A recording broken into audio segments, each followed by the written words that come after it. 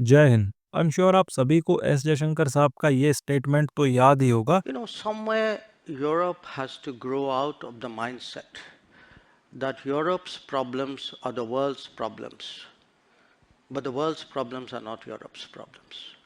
That if it is you, it's yours. If it is me, it's ours. I think that's something, and I see, reflections of that.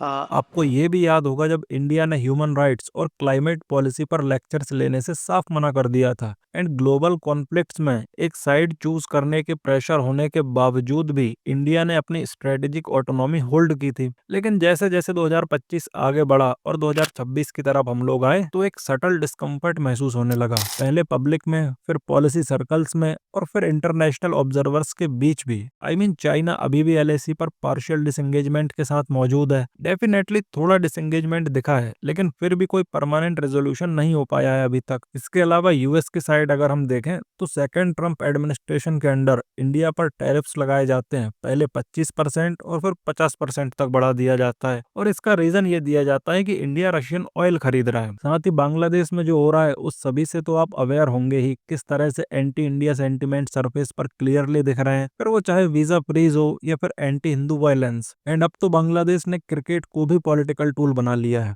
खैर यहाँ एक बात मैं clear करना चाहता हूँ, इस वीडियो में मैं पाकिस्तान पर ज्यादा फोकस नहीं कर रहा हूँ। इसका रीजन सिंपल है, पाकिस्तान के साथ इंडिया के रिलेशंस कभी भी नॉर्मल डिप्लोमेसी के फ्रेमवर्क में रहे ही नहीं है। पाकिस्तान के साथ पॉलिसी डिसएग्रीमेंट्स नहीं, स्ट्रक्चरल हॉस्टिलिटी है। इसलिए इंडिया की फॉरेन पॉलिसी को जज करते वक्त पाकिस्तान को बेंचमार्क बनाना या सेंट्रल इशू बनाना मुझे नहीं लगता किसी भी एंगल से ठीक रहेगा। इसके अलावा नेबरहुड में मालदीव्स और श्रीलंका धीरे धीरे चाइना के ऑर्बिट में और गहरा जाते दिखे हैं हमें, इंफ्रास्ट्रक्चर लोन्स और डेट डिप्लोमेसी के थ्रू। और इसी सब के बीच एक और रियलिटी है जो ऑपरेट करती है, वो है इंडिया की इकोनॉमिक डिपेंडेंस। डाइवर्सिफिकेशन की बातें तो हो रही हैं, लेकिन सच ये है कि इलेक्ट्रॉनिक्स में इंडिया आज भी लगभग 70% कंपोनेंट्स चाइना से इंपोर्ट करता है। हालांकि फार्मास्यूटिकल एपीआईज में डिपेंडेंसी थोड़ी कम हुई है, लेकिन अभी भी 60 to 65% के आसपास है। और अगर आप डेटा उठाकर देखोगे तो 2025 में इंडिया चाइना ट्रेड और बढ़ गया है, और इस बढ़े हुए ट्रेड में हमने चाइना से इंपोर्ट्स तो 123 बिलियन से लेकर 124 बिलियन के आसपास किए हैं, लेकिन एक्सपोर्ट्स सिर्फ 17 से 18 बिलियन डॉलर के। और अगर आप इससे ट्रेड डेफिसिट निकालोगे तो लगभग 106 बिलियन डॉलर का ट्रेड डेफिसिट निकलता है। जस्ट इमेजिन, इंडिया का trade deficit more than 100 billion dollar है, वो भी सिर्फ एक कंट्री के साथ। और देखो ये कोल्ड अर्थमेटिक है, ये फॉरेन पॉलिसी के बोल्ड ऑप्शंस को नैरो करता ही करता है, जिसका एग्जांपल हमने कई बार देखा भी है, फिर चाहे वो चाइना इंडिया टेंशंस हो या यूएस चाइना टेंशंस। और यहीं से असली क्वेश्चन इमर्ज होता है कि क्या इंडिया की फॉरेन पॉलिसी सॉफ्ट हो गई है, या हम ओवर कॉशियस हो रहे हैं, या फिर क्रिटिक्स सही कह रहे हैं कि ये पॉलिसी फेलियर है। खैर इसका जवाब हमें तब तक नहीं मिल सकता जब तक हम पहले ये डिफाइन ना करें कि फॉरेन पॉलिसी फेलियर एक्चुअली होता क्या है। तो देखो, अगर सिंपल शब्दों में कहूँ तो फॉरेन पॉलिसी फेलियर का मतलब ये बिल्कुल नहीं होता कि हर जगह से आपको क्रिटिसिज्म फेस करना पड़ रहा है या फिर मीटिंग्स में डिसएग्रीमेंट्स हो रहे हैं। ये चीजें तो हर सीरियस कंट्री के साथ होती ही हैं। जियो पॉलिटिक्स में किसी कंट्री की फॉरेन पॉलिसी तब फेलियर कहलाती है जब वो धीरे धीरे लेकिन कंसिस्टेंटली अपने नेशनल इंटरेस्ट को अंडरमाइन करने लगे। और नेशनल इंटरेस्ट का मतलब सिर्फ बॉर्डर्स या आर्मी नहीं होता, इसका मतलब होता है कि आप अपनी टेरिटोरियल इंटीग्रिटी को प्रोटेक्ट कर पा रहे हो या नहीं। क्या आपकी इकोनॉमी इतनी स्ट्रांग है कि कोई और कंट्री उसे प्रेशर टूल की तरह यूज ना कर सके? और क्या आप अपने रीजन में इतना इन्फ्लुएंस रखते हो कि डिसीजंस आपको इग्नोर करके ना लिए जा सकें? और देखिए, आज के इंटरकनेक्टेड वर्ल्ड में तो फॉरेन पॉलिसी चैलेंजेस और भी ज्यादा कॉम्प्लेक्स हो गए हैं। इकोनॉमी और ट्रेड अब सिर्फ ग्रोथ का मैटर नहीं रहे हैं, ये दोनों ही फैक्टर डिसीजंस लेने की कैपेसिटी को डायरेक्टली अफेक्ट करने लगे हैं। एग्जाम्पल के लिए अगर हम 2025 को देखें तो इंडिया ने इस रियलिटी का प्रेशर मेनली इकोनॉमिक फ्रंट पर फील किया है। और एग्जाम्पल जैसे यूएस टैरिफ्स की बात करते हैं, जहां जियोपॉलिटिकल अलाइनमेंट के बावजूद इकोनॉमिक लीवरेज यूज किया गया यूएस द्वारा। अब यहाँ इंडिया ने डायरेक्ट एस्केलेशन के बजाय डैमेज कंट्रोल और स्पेस प्रिजर्वेशन का रास्ता चुना। इसी अप्रोच को कुछ लोग प्रैक्टिकल डिप्लोमेसी कहते हैं, जबकि कुछ इसे लैक ऑफ असर्टिवनेस के रूप में देखते हैं। ऐसे में अगर फॉरेन पॉलिसी फेलियर को समझाने के लिए एक एग्जांपल दूं तो हम श्रीलंका का एग्जांपल देख सकते हैं, स्पेशली 2010 से लेकर 2022 तक का पीरियड। इस पीरियड में श्रीलंका ने अपनी फॉरेन पॉलिसी और इकोनॉमिक प्लानिंग को एक्सेसिवली चाइनीज लोन्स और इंफ्रास्ट्रक्चर प्रोजेक्ट्स पर बेस कर दिया था। अब इन चाइनीज लोन्स के परिणाम स्वरूप शॉर्ट टर्म डेवलपमेंट तो दिखा, लेकिन long term financial sustainability ignore हो गई, डाइवर्सिफिकेशन के बजाय डिपेंडेंस बढ़ता चला गया। और फिर जब इकोनॉमी कोलैप्स हुई तो श्रीलंका के पास ना तो बार्गेनिंग पावर बची, ना पॉलिसी फ्लेक्सिबिलिटी। पोर्ट्स से लेकर प्रोजेक्ट्स और डिसीजंस हर जगह चाइना का इन्फ्लुएंस बढ़ गया। अब आप इंडिया की पोजीशन को थोड़ा ध्यान से देखिए। हम लगभग रोज ही हेडलाइंस में देखते हैं कि कोई ना कोई वेस्टर्न कंट्री इंडिया को प्रेस कर रही होती है। कभी कहा जाता है India is a great country, कभी PM Modi is my friend. Well, सुनने में ये सब काफी इंप्रेसिव लगता है, लेकिन ये सपोर्ट ज्यादातर वर्ड्स तक ही सीमित रह जाता है। ग्राउंड रियलिटी इससे काफी अलग होती है। और ये मैं इसलिए कह रहा हूँ क्योंकि वेस्ट का ये वर्बल सपोर्ट ना तो यूएस टैरिफ्स को कम कर पाया और ना ही बॉर्डर रिलेटेड प्रेशर को। ज्यादातर केसेस में ये कंट्रीज स्टेटमेंट्स के थ्रू अपना नैरेटिव मेंटेन करती हैं, जबकि डिसीजंस लेने का जब टाइम आता है तो डिसीजंस हार्ड नेशनल इंटरेस्ट के बेसिस पर लिए जाते हैं। और इसीलिए इंडिया के लिए वेस्ट एक हाईली अनप्रेडिक्टेबल पार्टनर बन जाता है। वेस्ट हमारे साथ स्ट्रेटेजिक अलाइनमेंट भी चाहता है, इंडिया को एज अ मार्केट भी देखता है, लेकिन साथ ही इकोनॉमिक प्रेशर भी क्रिएट करता है। मतलब वेस्ट को इंडिया तो चाहिए, लेकिन खुद के रूल्स और टर्म्स के according. On the other hand Russia है। रशिया पर आज की डेट में दुनिया भर के सैंक्शंस लगे हैं। मोस्ट सैंक्शनड कंट्री है रशिया, लेकिन एनर्जी और डिफेंस जैसे क्रिटिकल एरियाज में इंडिया के लिए अभी भी इंडिस्पेंसिबल बना हुआ है। और एक तरफ चाइना है जो सिर्फ बॉर्डर्स पर ही नहीं बल्कि सप्लाई चेन्स और ट्रेड के थ्रू हर जगह इन्फ्लुएंस रखता है। अब इस पूरे कंटेक्स्ट को ध्यान में रखकर आप खुद सोचिए, क्या सच में इंडिया की फॉरेन पॉलिसी सॉफ्ट होती जा रही है, या फिर ये एक ऐसी सिचुएशन है जहां हर तरफ से प्रेशर आ रहा है एंड हर ऑप्शन के साथ कोई ना कोई कॉस्ट जुड़ी हुई आएगी ही आएगी। लेकिन एक जगह ऐसी है जहां इंडिया क्लियरली स्ट्रगल कर रहा है, और ऑनेस्टली ये वो एरिया है जहां इंडिया को बहुत ज्यादा इंप्रूव करना पड़ेगा। मैं बात कर रहा हूँ नरेटिव वॉरफेयर की।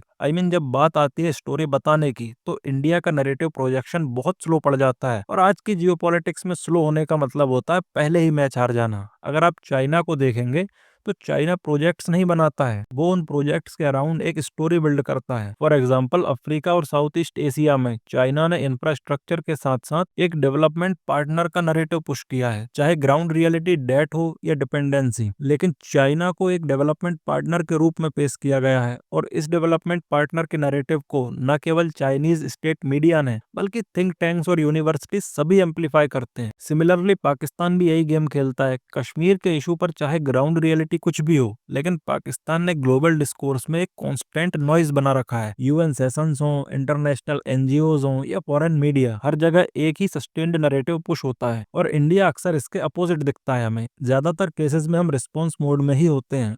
Procedural response, delayed clarification and mostly defensive language के साथ। अब इसका रिजल्ट क्या होता है कि मीडिया ड्रिवन जियोपॉलिटिक्स में ये बहुत डेंजरस हो जाता है, क्योंकि यह परसेप्शन धीरे धीरे बिहेवियर बन जाता है। इसका एक क्लियर एग्जांपल हमें आर्टिकल 370 के बाद दिखा। हालांकि हमारे पास लीगल और कॉन्स्टिट्यूशनल क्लैरिटी थी, लेकिन इंटरनेशनल मीडिया में इनिशियल नैरेटिव ह्यूमन राइट्स और लॉकडाउन के एंगल से डोमिनेट हो गया। पाकिस्तान ने फॉरेन जर्नलिस्ट एंड एनजीओ के थ्रू अपनी स्टोरी अग्रेसिवली पुश की। दूसरा एग्जाम्पल खालिस्तान इशू का है, स्पेशली कनाडा, यूके और ऑस्ट्रेलिया के कंटेक्स्ट में। जब इंडियन एम्बेसीज के बाहर प्रोटेस्ट हुए तो ग्लोबल मीडिया ने इसे free speech versus Indian intolerance के फ्रेम में कवर किया। तो ये एक एरिया है जहां इंडिया बहुत बेटर कर सकता है, और शायद ये हमारी सबसे बड़ी स्ट्रेटेजिक गलतियों में से एक है कि हम नैरेटिव को अभी भी सेकेंडरी समझ रहे हैं। हमारी मिलिट्री स्ट्रेंथ, इकोनॉमिक साइज और डिप्लोमेटिक प्रेजेंस तब तक इनकम्प्लीट रहेंगे जब तक हम अपनी कहानी दुनिया को अपनी शर्तों पर नहीं बता देते।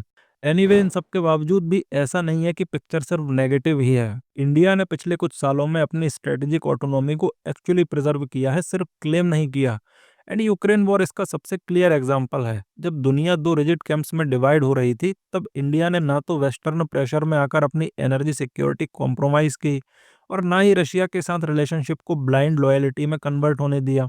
इस बैलेंस का रिजल्ट ये रहा कि 2022 से लेकर 2025 के बीच भारत ने अपने क्रूड ऑयल इंपोर्ट कॉस्ट को सिग्निफिकेंटली कंट्रोल किया, जबकि सेम टाइम पर Europe high energy inflation face कर रहा था। इसी ऑटोनॉमी का एक और प्रूफ क्रॉस ब्लॉक क्रेडिबिलिटी भी है। देखो, इंडिया एक साथ क्वाड का एक्टिव मेंबर भी है, ब्रिक्स का इन्फ्लुएंशियल वॉइस भी है, और ग्लोबल साउथ के लिए एक एक्सेप्टेबल इंटरलोक्यूटर भी है। 2023 में G20 प्रेसिडेंसी के दौरान ये प्रैक्टिकली हमें दिखाई भी दिया था, जब यूक्रेन इशू पर सीवियर डिविजन्स के बावजूद इंडिया एक कंसेंसस डिक्लेरेशन डिलीवर कर पाया, जो कि अपने आप में एक मेजर डिप्लोमेटिक अचीवमेंट था। ग्राउंड लेवल सिक्योरिटी और पावर प्रोजेक्शन पर भी चीजें सिर्फ सिंबॉलिक नहीं रही हैं, बॉर्डर इंफ्रास्ट्रक्चर के केस में 2020 के बाद एलएसी के अलोंग रोड्स, ब्रिजेस और फॉरवर्ड लॉजिस्टिक्स पर एक्सेलरेटेड स्पेंडिंग हुई है, जिससे ट्रूप मोबिलिटी और रिस्पांस टाइम दोनों इंप्रूव हुए हैं। अब ये सब जो मैं बातें बता रहा हूँ, इनमें से काफी सारी बातें फ्लैशी हेडलाइंस नहीं बनती, लेकिन डिटरेंस में तो डायरेक्ट ट्रांसलेट होती ही होती हैं। और फिर ग्लोबल साउथ का एंगल भी है। इंडिया ने सिर्फ स्पीचेस नहीं दी हैं, बल्कि vaccine, digital public infrastructure models और डेवलपमेंट पार्टनरशिप्स के थ्रू खुद को एक प्रॉब्लम सॉल्वर के रूप में पोजीशन किया है। इसी वजह से अफ्रीका, वेस्ट एशिया और साउथ ईस्ट एशिया में इंडिया को चाइना का ऑटोमेटिक अल्टरनेटिव नहीं, बल्कि एक डिफरेंट काइंड ऑफ पार्टनर के रूप में देखा जा रहा है। एंड आई थिंक इस कंटेक्स्ट में असली प्रॉब्लम फॉरेन पॉलिसी से ज्यादा एक्सपेक्टेशन गैप की भी है।